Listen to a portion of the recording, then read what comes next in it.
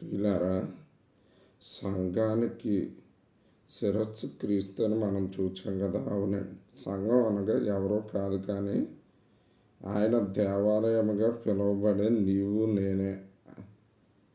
1 కొరింథీ పత్రిక 12వ అధ్యాయంలో చెప్పబడినట్టుగా ఆయన శరీరంలోని అవయవాలుగా పిలువబడే నీవు నేనే ఆ సంఘము అని గుర్తెరిగి హెబ్రీ పత్రిక 9:26, అదే హెబ్రీ పత్రిక 10వ అధ్యాయం 10వ వచనం, వీటి ప్రకారంగా క్రీస్తు ఒక్కసారే అర్పింపబడవలసి ఉన్నది.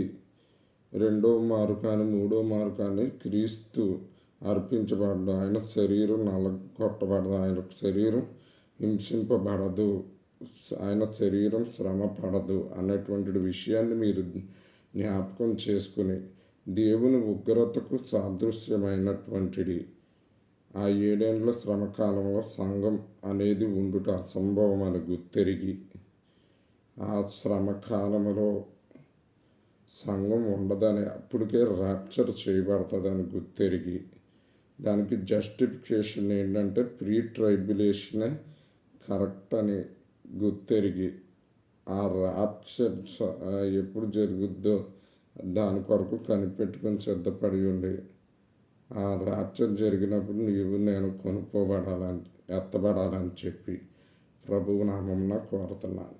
దేవుడు తన పరిశుద్ధ వాక్యం దీవించును కాక. ఆమేన్.